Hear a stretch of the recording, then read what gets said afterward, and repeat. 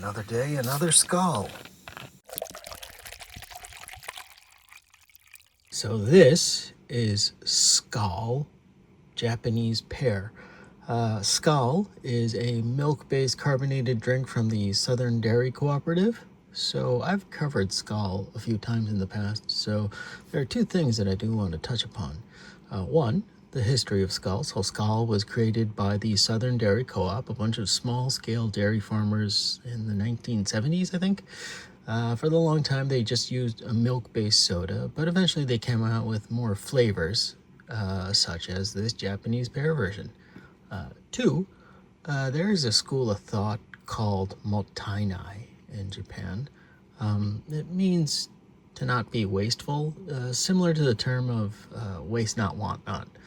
So this country has some kind of really high level of perfection they expect from many a thing, but it also includes fruits.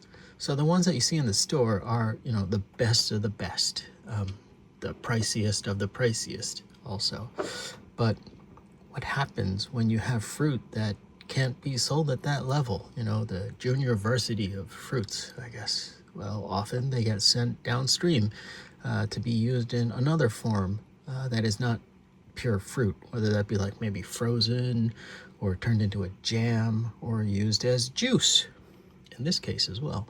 So Kirin, not a company associated with this, but they have a beverage division and they have a alcohol division, but they have a series of alcoholic drinks that are grouped in something called Mottainai, and they use those kind of fruits. So, not the fruits that get sold in market, but the kind of fugglier ones that taste just as good, but, aren't the supermodel types that they expect. So now what does that have to do with this guy is, so I bought this in April. And pear season, at least the time that you pick the fruit and you sell the fruit, is usually sometime around like September, October. So this is a good 6 months out of season. I mean, granted, it's only 1% fruit juice, but still, yeah, a drink that's using fruit that's 6 months out of season is unique, I guess.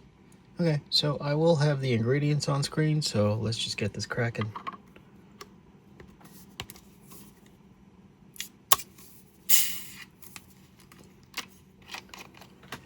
Okay.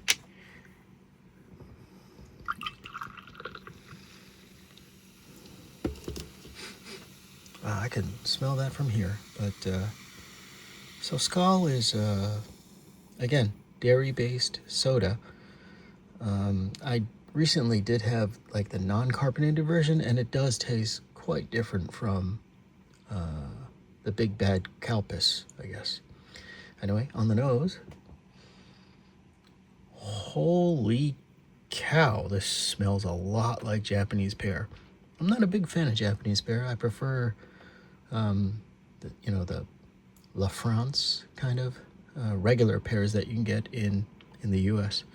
Anyway, bottoms up.